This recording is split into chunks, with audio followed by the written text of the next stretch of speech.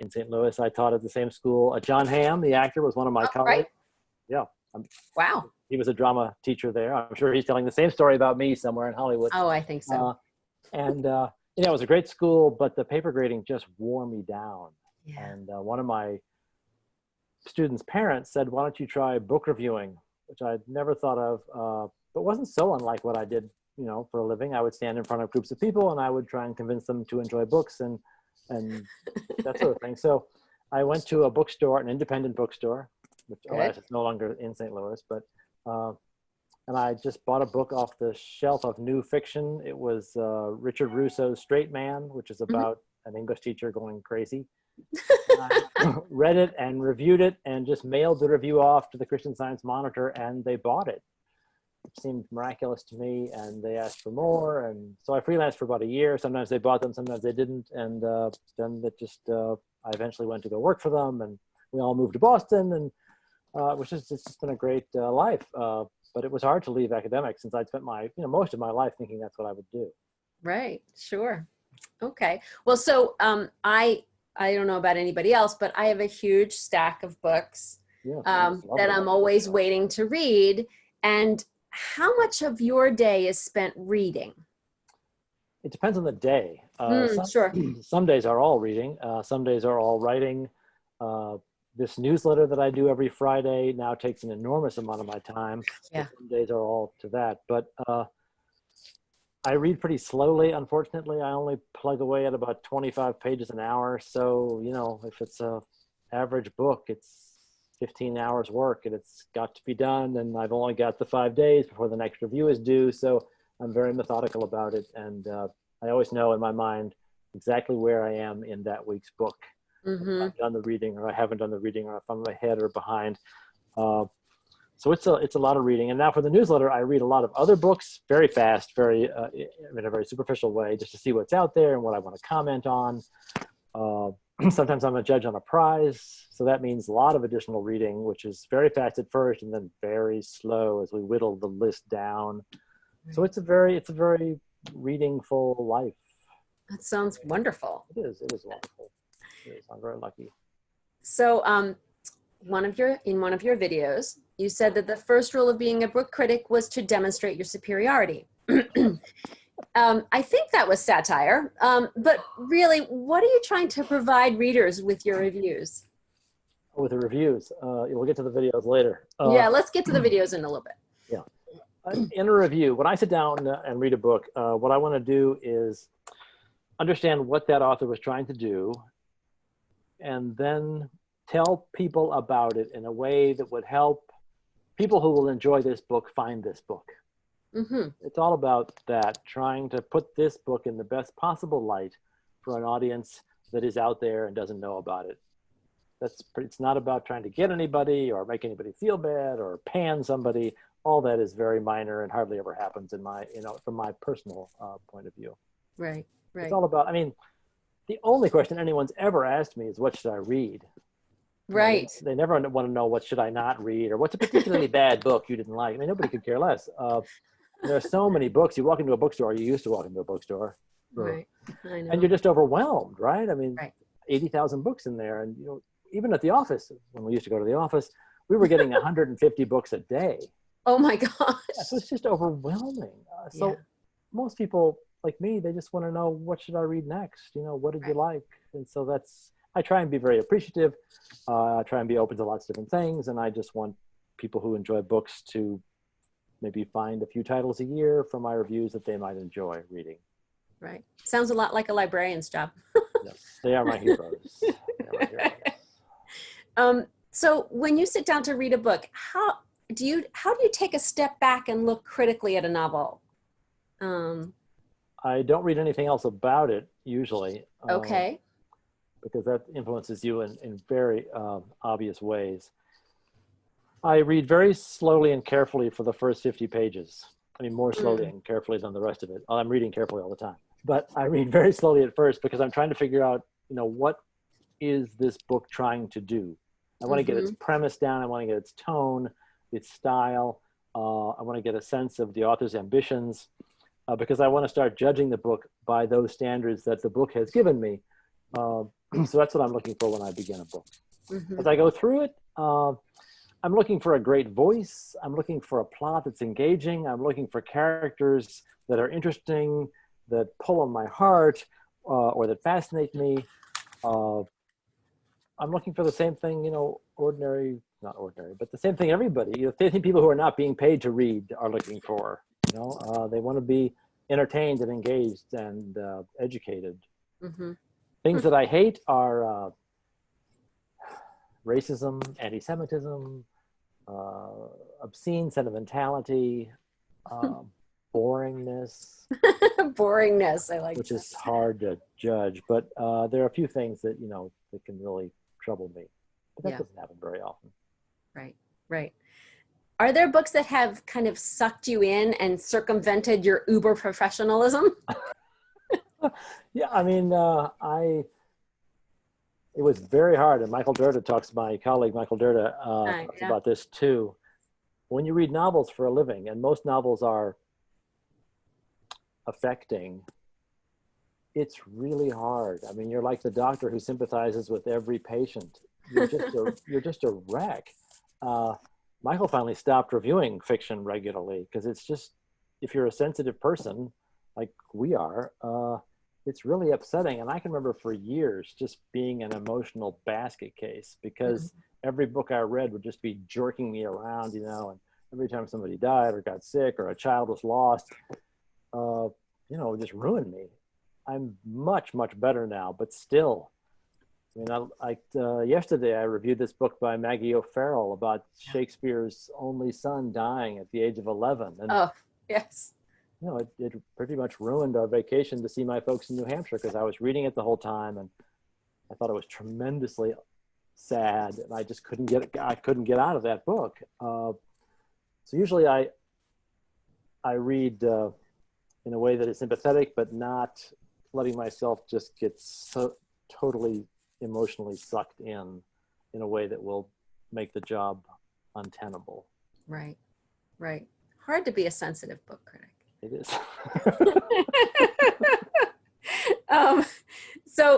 You seem to have pretty little tolerance for stereotypical characters or plots or writing.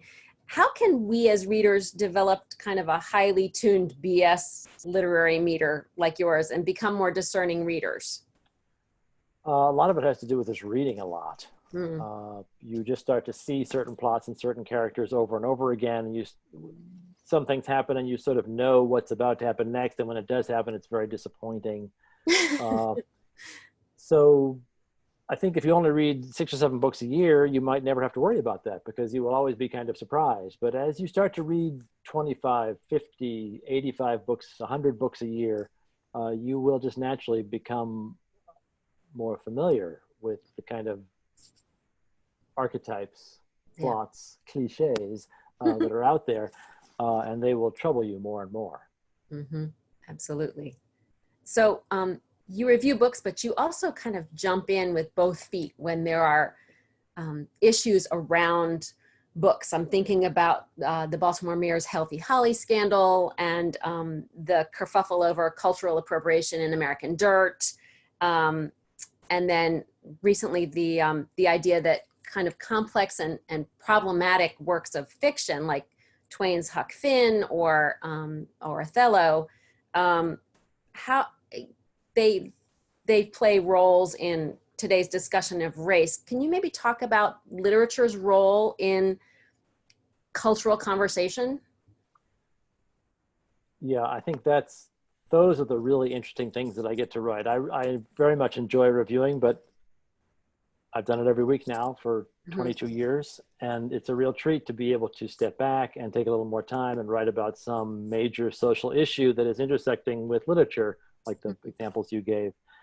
And I think it helps remind people that, books are repositories of real, thoughtful consideration of an issue in a way that doesn't happen much outside of books. I mean, books are a unique cultural object for us, and I think they have a kind of wisdom, and they they serve as guides of where we were and where we are now. And so I like to be able to take a few books or take a particular book and explore, what is it saying about who we used to be or who we are now, or how are we responding to this book in light of what's happening in the world. It's funny, I get comments, not often, as I don't get that many comments, but once in a while somebody will say, you should keep your politics, out of your criticism and just review the book. But that seems just absurd to me. I mean, books are part of the political conversation, and in Washington, in particular the Washington Post, we view everything through politics. I would have no idea how to read a book without considering its social and political implications. Yes, I found myself howling with laughter at your "Make Russia Great Again" review. Oh, that's only because that book is so funny. That's Christopher Buckley. I mean, that is really funny. And of course, that's all about Trump and all his crazy cabinet and everything. But other books that have to do, particularly with Black Lives Matter now, they've made us all more sensitive to who we're reading and how we're reading and who's being published. The immigration issues, which are now so much more prominent, have made us more sensitive to the kinds of books we're reading about Hispanic literature and books set on the border. Books don't just sit on the shelf. They're not like old cups and saucers. They speak to us, and they're rich, and they should inform us and help us think more deeply about what's going on in the world. Mm-hmm. Mm-hmm. Well, I'm very happy to hear that, because I feel like people too often think of books as something that collects dust and doesn't speak to the world. Yeah. And they do. Yeah. That's so deep. So now let's turn to your slightly less deep, your totally hip book reviews. So why did you start these video reviews? Well, everyone was losing their job. Yeah. It was more than 10 years ago now. Mm-hmm. The newspaper industry was in a tailspin. I mean, it's hard to even remember now, but every city had had at least 2 newspapers. Yeah. Maybe you have to go back further than that, but newspapers were a healthy, profitable industry, and then it just Craigslist sucked all our classifieds away, and the internet came along, and the newspaper industry just died. And the first thing to go, I think it's fair to say, were the book critics. Mm-hmm. The book sections didn't have any ads. They have low readerships, and so they were just easy fat for accountants who were running newspapers to start cutting. And so hundreds, maybe thousands of book critics and book sections across the country were just let go. And it was really bleak. And those of us that were lucky enough to still have jobs were being asked to do increasingly silly and ridiculous things in this desperate attempt to attract more readers and a greater audience. And we talked about this and made fun of this all the time among ourselves. And so I thought, well, what would be the silliest, most ridiculous thing they would make a book critic do? And I thought, well, it would be to do a super fast video book review for young people, because young people, apparently don't have any sense of, don't have attention span anymore. And all they do is watch videos. They can't read. All these lies about young people. So I created this hyper anxious, incompetent, super vain book critic character, hopefully not myself. And I used that character to parody the newspaper industry and the publishing industry, and of course, book critics in general. So the reviews, they're kind of reviews of the book, the video reviews, but they're also mostly a satire of all the cliches and stereotypes of book reviewers and publishers and sometimes politics. Right, right. I do remember distinctly being able to hold Book World in my hand separately. Yes. And I mourned when it got merged into the style section. That was bleak. They didn't fire anyone, though. They didn't, I noticed. Usual compared to other newspapers. Right. We did lose our standalone book section, but the staff was not let go. Right. The staff did shrink. I mean, when I came, it was 11. And we got down to 2.5 at our biggest. But now we're back up. We have 2 full-time book critics, which we haven't had for ages. Carlos Lozada and me. We have a full-time editor. We've got a full-time nonfiction editor. We've got a full-time office manager. We've got another editor who covers nonfiction and fiction. So it's a pretty healthy staff now again. That's great. We're in a good place. Well, there's a lot of us recovering journalists out here, so yeah. Yeah, it's bad. Well, maybe we could, Rohini, maybe we could watch the Inland review. I think folks might get a kick out of it. Oh, look, you have it already. I'm talking to her tomorrow. Are you? Yeah, the National Book Festival is all online this year. Yeah. But they're pre-recording some of the interviews, and so I'm interviewing Taya tomorrow afternoon, and they'll show it in late September. Maybe don't make the joke that you make about her getting her driver's license when she published her second novel. I won't make any of the jokes. I don't know. She might appreciate it. I don't know. She might have a sense of humor. I've never met her. She seems like a lovely person. But Well, she's a good writer. She's a very good writer. Jeez. Yeah. So, okay, Rohini, would you like to let everybody see Ron's masterpiece? I would. Give a sec. Give me a second.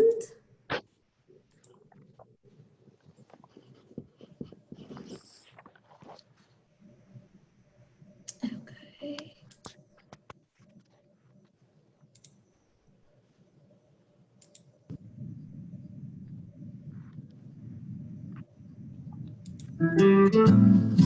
Oh, hello. I'm Ron Charles. You may know me as the most haunting critic in the book world. Today's author is the preternaturally talented Taya Obrecht, the Serbian wunderkind who published her debut novel, The Tiger's Wife, when she was 8. The Tiger's Wife was a finalist for a National Book Award, sold more than 1 million copies, and even won some kind of fruit prize. No, wait! The Tiger's Wife won the Orange Prize for the best work of fiction by a female author. Meow. Now, almost 10 years later, Taya Obrecht is back with her second novel and her driver's license. Is it possible that your response to this author is colored by jealousy? Oh, Dawn, the mature critic has only joy in his heart for any young lady who tastes the kind of renown that I have so long enjoyed.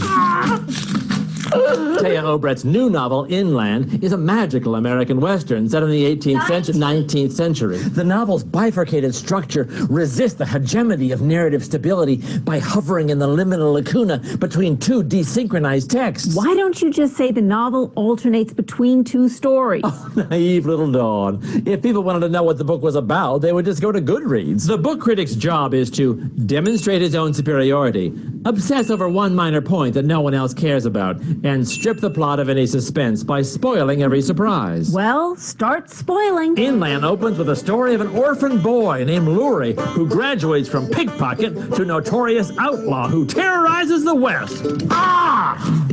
Things heat up after Lurie kicks a man to death and must spend the rest of his life running from a marshal who will never give up. Hoping to disappear, Lurie falls in with an unusual group of soldiers riding off to settle the wild, wild West. And before he knows it, he's a camel rider in the U.S. Army.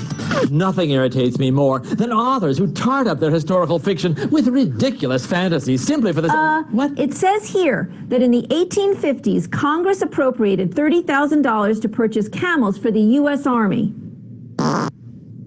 Anyhow, through all his fantastic adventures across Mexico and the American West, Lurie is always aware of the presence of the dead lurking all around him. In alternate chapters, we follow the story of a sharp-tongued woman married to a feckless journalist. What would that be like? This story takes place on a single thirsty day when a lone prairie wife named Nora realizes that she has run out of water. What's worse, Nora's husband has disappeared, and she's left with a batty cousin who thinks she can communicate with the dead. Will Nora ever find her husband and some water before she's driven from this haunted place she dare call home? Will Lurie and his camel ever find peace in this ghost-infested land? Well, will they? You'll just have to read it yourself. Until next time, I'm Ron Charles for the Totally Hip Video Book Review, hoping all your books keep you hydrated.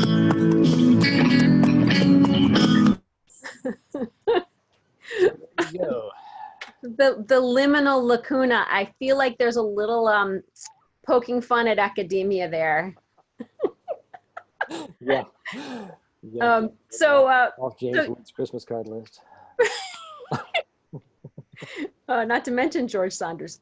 Sorry. So you have this costume thing going on in the reviews. I think that the Rocky Horror fishnets were a little over the top. Yeah, I think so too. That was disturbing. Yeah, but I'm really fond of the cowboy motif. You keep returning to that one. I like that one. Does the Once post you've give bought you? the camel costume, you have to keep using it because it costs so much. Yeah. Well, that's what I was going to ask. Is that if the post gave you a costume allowance? Yes, they give me about $50 per episode. Okay. And you can buy a lot of cheap costumes for $50. And now the basement is just packed. There are easily 200 costumes down there with an enormous collection of bits like guns and just glasses and Your severed hand. You keep pulling the severed hand out. Yeah. the severed hand. It just goes on and on. It's a complete and total mess. Every video begins with hours of going through the basement trying to find stuff. We need a property librarian to come. You need a prop master. Yeah. So I have to ask, how hard was it to convince Dawn to be part of this? Dawn, your lovely wife and cinematographer, whom I've met and is just brilliant and works so hard teaching high school literature. Yes. How did you convince her to do this? Before the kids came, so this would have been 30 years ago, we did a video like this where we've been receiving these horrible Christmas card letters. I don't know if your friends still do that. Yep. And they were always, everyone had won a Nobel Prize that year, and they built the third house at Chautauqua, and it just went on and on. And we were dirt poor, and we hadn't accomplished squat. And so we dressed up, and we got somebody in the AV department. I was teaching at a little college then, and we did this 3 or 4 minute Christmas card letter of our own. In which we'd accomplished all these fabulous things, and we filmed it in this castle-like fraternity, and we had to put them on videotapes and copy them, videotape, and then mail the videotapes to people. How long ago that was! So Dawn knew, early on that she was going to be subjected to these sort of self-parodies, and she has embraced her role as the shrewish wife of an incompetent book critic. Yeah, she does a great job. Yeah. She does. Your kitchen is used very much. I appreciate the kitchen shots. Yes, and it looks quite nice in the videos, but it takes hours of cleaning and rearranging. If you turned the camera around, it would be pure chaos. Very funny. Maybe we could watch the Mitch album one now, Rattini. That's a not nice one. Well, that's why I want to ask about it. Yeah, if you turn the camera around in my room, you would see maybe the dog and the who's waiting to be fed for dinner. Oh, hello. I'm Ron Charles. You may know me as the most angelic book critic in America. This week, we're talking about Mitch Albom, the noted sports writer and best-selling theologian. Over the years, Mitch Albom has sold so many books that 3 out of 5 people you meet in heaven carry a copy under their wings. Millions of readers will remember Mitch Albom's first novel from 2003 about Eddie, the elderly maintenance man who saved a little girl at the amusement park. No! Eddie arrives in heaven and discovers that each person who arrives is met by 5 people, each of whom was once met by 5 other people, on and on like a divine pyramid scheme. I like to think of it as God's Amway. But whatever happened to Annie, that little girl that Eddie saved on that terrible day? My faithful friends, your prayers have been answered. Behold, a sequel has arisen called The Next Person You Meet in Heaven. When the story opens, Annie is now a nurse, and today is her wedding day. Psst, don't bother sending a gift. To celebrate their nuptials, Annie and her new husband take a ride on a hot air balloon on a blustery day. It's crashing! It's a terrible crash, ladies and gentlemen. It's the worst thing I've ever read. Oh, the inanity! And so Annie ends up in heaven, blessed to meet 5 people who will teach her incredibly small and obvious lessons. Forcing love is like picking a flower and then insisting that it grow. Grow! Annie zooms around heaven's kaleidoscopic clouds by car, by train, by mattress. Parts of her body keep fading in and out. It's like she's been touched by an angel and then snorted some of its dust. One of the 5 people that helps Annie understand the secrets of the universe is her old dead dog. I'm hoping that doesn't happen to me because my old dog used to eat other dogs' poo. Anyhow, there's a lot of really mawkish tragedy in the next person you meet in heaven. Cruel fathers, dead babies, severed limbs. And yet, somehow, it's never particularly moving. Toward the very end, after Annie has met her quartet of heavenly ushers, she asks a loved one, "Why are you here?" And he tells her, "The winds blew." And so did this novel. For the Totally Hip Video Book Review, I'm Ron Charles, hoping all your books are divine. Wow. Wow. Yeah, you really didn't like that one, huh? That was meaner than I remembered. And But the nurse costume. The nurse costume is also more disturbing than I remembered. So, It was truly awful. do you consider one of your roles as warning people off of books that are not good? Yes, but only if they're really big bestsellers, because most people aren't going to read a book anyhow. You hardly ever have to warn someone because no one accidentally reads a book. But big bestsellers that get pushed with huge ad campaigns, yeah, I think that is a public service, because it does take a lot of, it's expensive and it takes a lot of time. And if it's not worth reading, or if it's just silly or sentimental or superficial, then no. I mean, there are so many good books. Don't read this one. So I usually only pan very big bestsellers. That makes sense. They can take it. Exactly. They've got the bank account to back it up. Has no effect on sales whatsoever. Right. Sadly. Right. Yeah. So in a review, I'm going to get a little serious again. Yeah. So in a review of a book of criticism centered on fairy tales, you wrote, "The words we use, the images we consider relevant or common or even funny, construct the world in which we move, walk, and roll." So it sounds to me like you think that words and stories really matter. Oh, yes. I mean, I think they create our history and they create our reality. They create what we consider possible. I think it really, really matters. And particularly at a time like this, where I think words are being so brutally misused and certain kinds of images are affecting our emotional ballast. I think it's important to remind people, that these things matter and have a strong effect. Yeah. Very good. So you were one of 3 jurors for the Pulitzer for fiction in 2014. That's amazing. It was very fun. Can you maybe talk about that process? You get asked, of course, which is very intimidating. And then the books start arriving, and then you realize what a horrible mistake you've made. How many? 450 books. Oh! Yeah, it got so bad. Oh my gosh. I mean, the kitchen, I don't think the kitchen ever really recovered, because some of the boxes of books would be so heavy, I couldn't even lift them. I have to wait for Dawn to get home from school, and then the 2 of us would lift it, over the stoop into the house. Oh my God. And we had to buy extra bookcases. It really is a life-changing experience. Oh my gosh.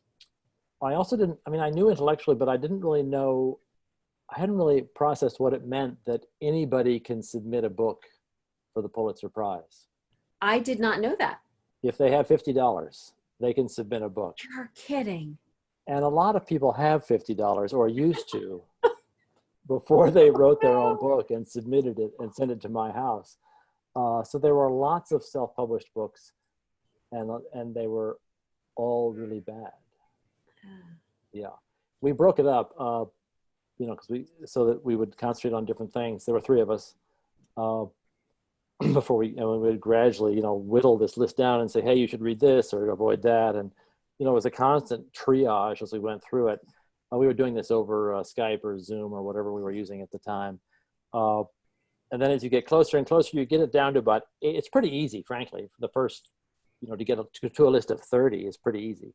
Right. But then it gets increasingly hard, and you get down to about 8 or 9, and you keep talking to one another. We all got along famously. We were old friends too, colleagues, that is. So it was not bad.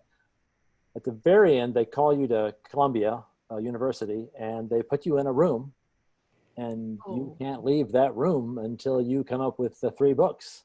Oh my gosh. Yeah. White smoke has to blow out of the, Exactly. right? And so I can't remember, we probably had 8, and we had to whittle it down. And that was hard because they were all great books, you know, even the last 30 were all great books. And so you just keep, negotiating and bringing up things, and eventually you get it down to 3, and then you turn those 3 books over to the Pulitzer board. Okay. And then weeks later, maybe 6 or 7 weeks later, you hear, like everyone else, what the winner is, who the winner is. Oh. Yeah, we don't get any advance warning. Right. So Were you rooting for a particular one? I was, but I will not say. Ah. The records are sealed for, I don't know, 15 years or 20 years. I can't remember. A long time. Really? Yeah. That sounds very much like a spy movie or I something. know. Yeah, I was surprised. There are other things we had to do that are sealed in there too that I thought were surprising that I can't talk about. That will, I guess, scholars pore over these things to keep track of critical tastes and what was popular when and that sort of thing. But it also made me realize, as never before, not how arbitrary literary prizes are, but how dependent they are on that particular jury. Mm-hmm. And a different jury would have come up with completely, and I mean completely different books, because the 3 of us all loved huge novels. So all 3 of our novels weighed in at 700 to 800 pages. Oh my gosh. We were not short story people.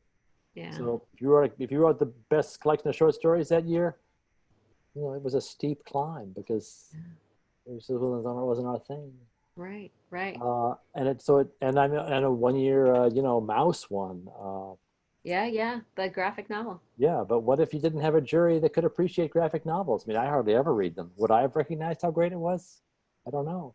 Yeah. And it's just something to keep in mind that, literary greatness always comes down to particular people's tastes and experience. And so it's nice that we have lots of different prizes and lots of long lists.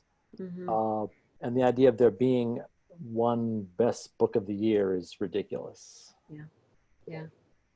Well, speaking of lists, what should we be reading this summer in our pandemic shutdown? That book I mentioned about Hamnet. Yeah, I don't Maggie know if I want to O'Farrell's read it. It's so sad. It is really sad, but it's really, really well done. And she creates this, late 16th century world, really beautiful. And it's got this whole plague story running through it, which is, I mean, she couldn't have anticipated this when she wrote it, but it is incredibly relevant now. There's a chapter right in the center of the book about how the plague comes to her little village in England from a glass bead maker in Venice. And it's this incredibly intricate. It involves merchants and sailors and monkeys and dogs and accidents and, but the way viruses travel because of commerce and travel is still pretty much the way they travel now. It's amazing. So I thought that was a great book. You seem to have frozen. Have I frozen on you? Only Susan has frozen. We're all fine here. Oh, okay. Okay, great. And Let me keep, I'll assume she'll come back soon. And she asked me about book recommendations, right? Mhm. Yes. Let me think.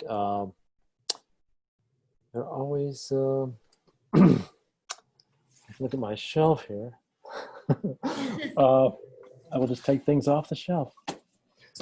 If you need a laugh nowadays, which I think we all do, I don't know if these are backwards or not.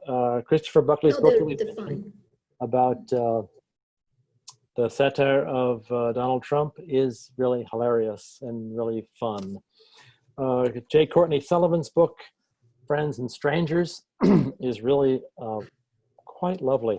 It's a book about a woman who hires a student to be a nanny for her baby, and the very complicated relationship and the very troubled relationship that develops between them.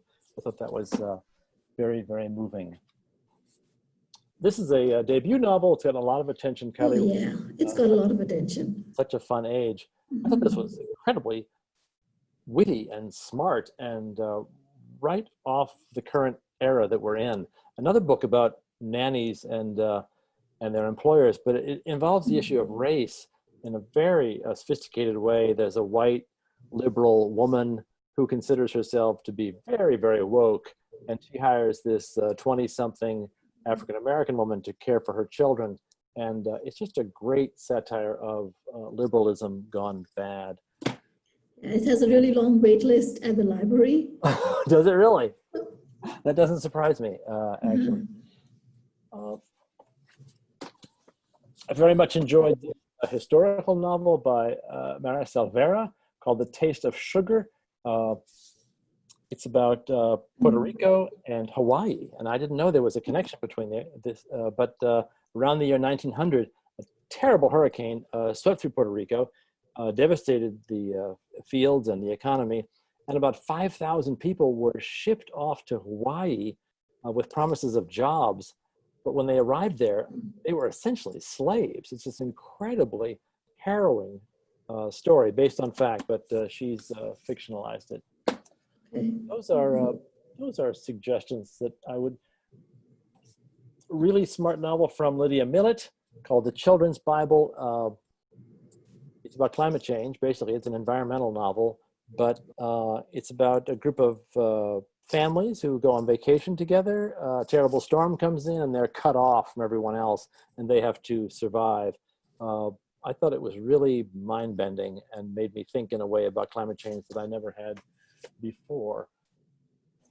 Curtis Sittenfeld's book, Rodham, about Hillary Clinton, is wonderful. I'm a fan of Hillary Clinton's, but I don't think that would matter. This is a book about what female politicians face in America and what it means to be a woman and try to run for office in a sexist society. It's incredibly clever. It also has wonderful cameos of Donald Trump and, of course, Bill Trump, Bill Clinton. And it has some, I guess I would go ahead and say, shocking sex scenes between Hillary and Bill. Even if you read the Star Report, you will still be shocked by parts of this book. Oh, I think my favorite book this year is Lily King's Writers and Lovers. It's an absolute delight. It's a book about a young woman in Boston or Cambridge who wants to be a writer, but nothing is going well. She can't finish her book. She's got one bad boyfriend after another, and she's still in grief. She's still grieving the death of her mother. I don't want to spoil it, but I think my daughter read it, and my wife read it, and my friends have read it, and it is an absolute profound delight. Yeah, and now we have Susan back. Susan back. Excellent. And Yes. Before we started, we were just talking about all the things that can go wrong. And so now we have another thing to add to that list. Right.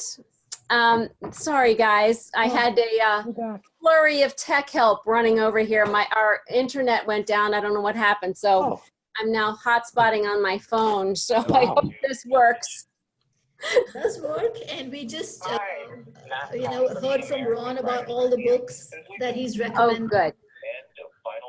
So, yes, I was just running through books that you probably. Oh, nice. Yeah. Very good. Anything else? This. Ooh, nice. Are these backwards to you, or do you see them right? No, I see them right. Okay. And Curtis Sittenfeld. And of course, the Buckley that you mentioned. Oh, yeah. Very good. Yeah. Oh. That should keep us busy this summer, Ron. Thank you. There are a lot of good books, and it's going to be a real challenge for everybody, booksellers, librarians, publishers, because hundreds of books that were supposed to come out in the spring and summer were delayed till fall. Right. But nothing changed. We're still pretty much closed. We're all socially distancing. People aren't going to bookstores. And so now I don't think they can delay those books anymore. And so what's going to happen is all the books that were set to be released this fall will be released. And then on top of that will be all these delayed books from the spring. And so you're going to have this incredible crush of books trying to fight for attention in our pages, in librarians' shelves. It's just going to be like a season like no other. Yes, I can't imagine. So do we want to go to some questions maybe from the folks that are listening? Yes, I'm having trouble reading them. If you could just read them to me. So I see one that whichever says, I have a few questions about your process. Do you read real books, or I guess she means paper books, or do you ever read ebooks? Do you have a special chair or a place that you read? I used to read a lot on the subway, but I've not been on the subway for 5 months.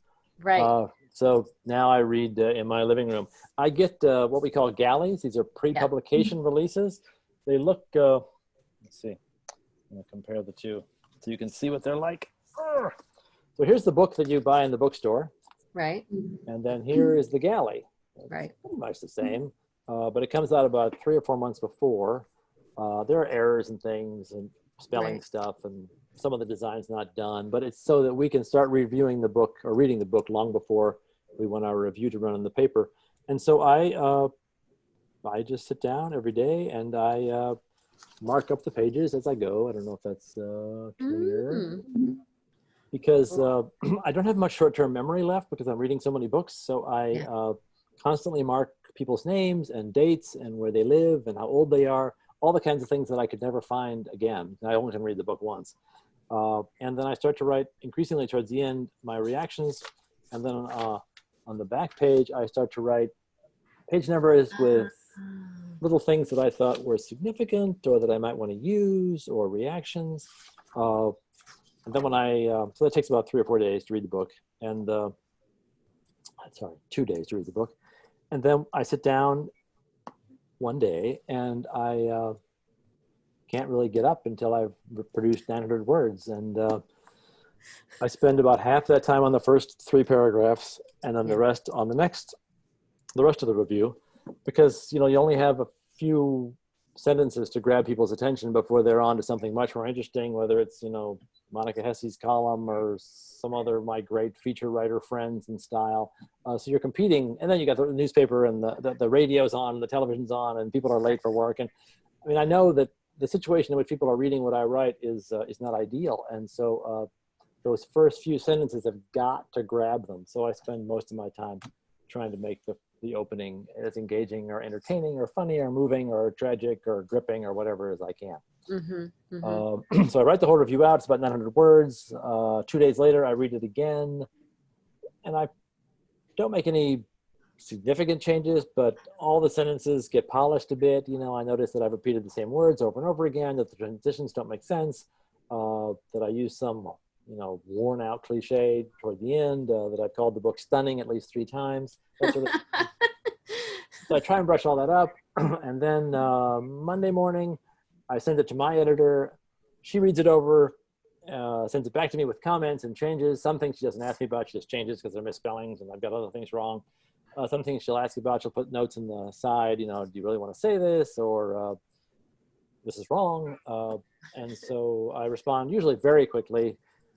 And then we send it on to the copy desk. The copy desk reads it over and typically would not get back to me.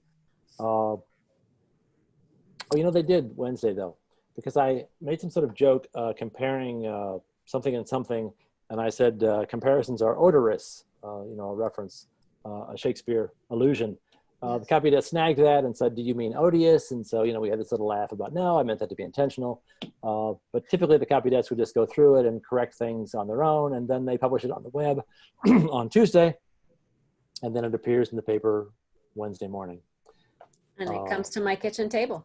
Somebody, it's the daily miracle. And that just goes on week after week. So there's a question from the audience about what is your favorite book of all time, and is there a favorite genre or author? Wow. My favorite book, the best book I think that I've ever read is Beloved by Toni Morrison. Ah, gosh, yes. My favorite novelist, although I don't love all of the novels, but my favorite novelist is probably Ann Tyler. Favorite genre, I mean, I read mostly domestic fiction, but I have a real weakness for academic satires. but I tend not to review them much anymore because I've just reviewed so many that I have no new jokes to make about the comedy of English departments, but it still makes me laugh. Yeah, yeah, And they're still good ones. yeah. Wonder Boys was one of my favorites of those. Well, yeah, that's great. That's I great. love that one. I love that one. There was a recent one, though, by a woman. It was the sequel to Dear Committee Members. Remember that?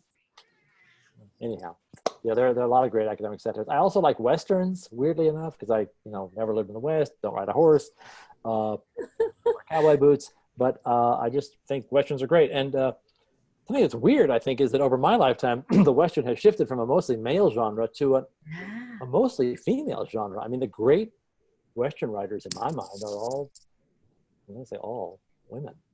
Yeah. It used to be all Louis L'Amour. Yes. And now it's not. Yeah. I noticed it first, although I'm sure it's been happening before that, with Mary Doria Russell and her spectacular novel Doc. But then I began to see lots of women were writing Westerns. And then for the book we already mentioned that by Thea Obrecht, Inland is a Western. Yeah. This is a great Western. Yeah. So. A weakness for Westerns. Okay. Yeah. All right. And then I see one. Why not have a second book festival this year in DC, given the interest? Yeah, because you don't have enough interviews to do. Yeah, you cannot believe how hard the library works to produce that book festival. It is just an enormous job, and it costs millions of dollars too, which a lot of it comes from our patron saint, David Rubenstein. But no, we cannot have a second. We used to do 2 days. Remember we did 2 days once or twice? That was crushing, I thought. 1 day is enough. It's very intense. 120 authors. They're being very ambitious to try and recreate all that online. But we can't do that twice. Besides, there are other good festivals. There's one there too in Virginia. There are other festivals around us. There's one in Gaithersburg. It's very nice. They all have their own characters, their own sensibility. I think we have plenty of great book festivals. Yeah. Very good. We have one coming up here. Well, it's actually going on right now with a Books in Bloom festival here. Oh, right. Yes. Right. Yes. Right. I think we have a lot of great authors coming. It is sad that they're online, but on the other hand, now people all over the world, like so many people went to the Hay Festival in, just went out of my mind, somewhere in England. Yeah. So we have another question, and they're asking, how do you choose the books you review? And do you have anybody help you research the background? No, I don't. I used to be assigned books. When I came to Book World, Maria Rana would give me my 4 books each month. These are the books you will review, and I always reviewed them. I wouldn't refuse Maria Rana either. No. And that was, it was kind of freeing in a way, honestly, because you took the books and you reviewed them. Right. Picking the books is hard. I mean, she would spend days going through the book room trying to find the books for the various critics to review. And when that became my job, I realized, just how good I had it once when somebody was picking the books for me. So now I pick my own books, and it's a mix because we have to review the big books, the books that people are going to be talking about, the authors that everyone wants to hear about. Those are a given. So those slots are already taken. Right. Then I also want to make sure that I'm introducing, this woman comes out of nowhere to me. I'd never heard her before. This is her first book, and it's brilliant. That happens all the time. I'm pretty sure this is a debut too. So I want to leave spots in my calendar for debut novels because I think that's really exciting, and it's great for our literary culture to keep introducing new voices. I also want to make sure that I'm reviewing lots of different kinds of books, different genres. I mean, within my narrow range. I don't do sci-fi and romance and poetry. We have other people doing that. But, within my lane, I want to review different kinds of stories. And I want to make sure that I'm attending to different kinds of authors because we've got this enormous audience now at the Post all around the world, tens of millions of people, and they have very diverse tastes. So I want to make sure that I don't even think in terms of what would I like to read anymore. It's all about, what books would interest people. What can I say of interest about this book to our vast audience? Yeah. So it is really hard though, because there are way too many books, and it's just a really painful process of not reviewing books you know are worthy of space in the paper, but there just is no space or time left. Right. Do you ever get, I imagine that people would like send you a book with, I don't know, flowers or chocolates attached to it to get you to review their book. Fortunately, that does not happen much. It's the Post has very strict rules about those sort of bribes. So nobody professionally does that at all. Once in a while, somebody who is new to the industry or is self-published will do that, and those sort of gifts always have to be, you know, refused or turned away or put out on the table for everyone to have. I mean, I don't get this kind of stuff, but other people in the newsroom get very elaborate things like expensive flowers or expensive foods or wines sent to them at the office, and all that stuff gets automatically given away, sent off to, I don't know, hospitals, orphanages, other charities, because we can't accept any gifts at the Post. Right, right. It's the society for journalists who have had to be cut. They get all the wine. And please do not send things to my house. Yeah, that's terrifying to think of. Although I have seen in some of your videos, I particularly like the one of you getting ready for summer reading season, in which you're jogging through your neighborhood and your neighbors are throwing books at you. I like that one. Yeah, that was funny, but do not throw books at me. And it's weird because now when I go to a book festival, I would say every time I get home and someone has put a book in my bag that I didn't know about. Oh, you're kidding. Yeah, it's weird. I mean, now it happens all the time, so I don't think about it, but it was very freaky. And once somebody came to the house when I wasn't home and was talking to my wife, trying to get her to get me to review a book, which I thought was very upsetting. That's very upsetting. Yeah. Yeah, but she, you know, she's a high school teacher, so she just blew it off. Nothing bothers her. Dawn seems very inflappable. I think you have to be unflappable to teach high schoolers literature. Yes, exactly. Huge classes too. You know, it's like 35 kids, 5 classes. Oh my yeah, gosh. she's amazing. So has the pandemic changed anything? I mean, it hasn't changed anything for me because I worked from home anyway, but has it changed anything for you? Yes, I mean, not fundamentally, because I did used to work at home a lot, too much in fact, and so I was kind of complaining about how lonely my job was. So they gave me an office, a beautiful glass-lined office overlooking the park on the 8th floor, and then the pandemic hit. Oh no! And I haven't been back for 5 months, so I have this beautiful office overlooking Franklin Park, but I don't. They said not to come back even this year. Really? Yeah. So I'm at home. I Wow. don't like it. I like my colleagues. I like the newsroom. It's a real fun place. Yeah. Nice to see other people, and I like DC. And this is not. I mean, I thank God we're not sick, and we haven't lost anybody close to us. So I'm not complaining, but it is not. It is not good. Yeah, I imagine. Let's see. Oh, there's a question here. It says, please talk about the artwork that accompanies your review. How much collaboration or consultation is there? Yes, that is wonderful. Absolutely wonderful. Every Friday, the artist writes to me and asks me for suggestions and wants to know what I'm working on, and reads a draft of my review. I'm usually I'm not done, but it's done enough for her because she's very clever about seeing where I'm going and what the spirit of the book is. And then she just, Monday, you know, she'll send us drafts, typically just one, and I think it's just great. Like in yesterday's paper, if some of you have got the paper at home, because those things typically don't run online. This is a paper-only thing. She did, I said, you know, it's a book about the death of a child, so it's really grim, but I don't want it to be grim because there's also a lot of beauty and a lot of healing in it. So she created a skull out of flowers and birds. Yeah, it was beautiful. That was brilliant. Yeah. Yeah, she's really, really good. And you just have the one artist that you work with? Yes, typically she might, you know, she's on vacation or she gets overwhelmed because she does it on her own time over the weekend. It's just amazing. Gosh. I know. Yes. That is a very lucky thing. I mean, well, and I imagine I've noticed changes in other newspapers in other stories where they've had to go to more illustrations because they can't take photos of people because they're all behind glass, or they're all, you know.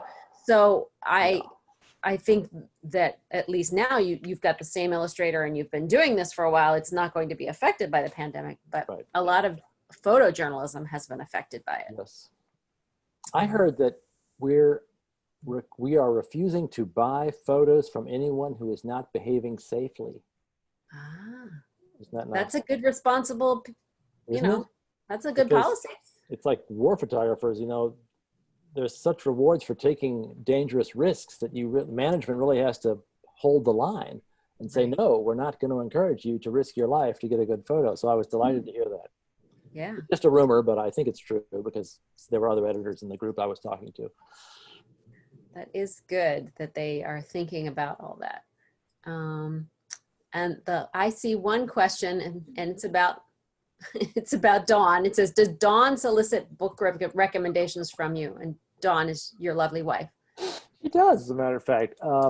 She's busy all year, of course, grading papers and reading the books for her classes. But she gets a collection of about 8 or 9 books that I recommend through the year, and she works through them in the summer. Yeah. So okay. That's how she came to read this.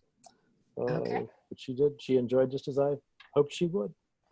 Yeah. And do you ever give comments on the curriculum that she is teaching?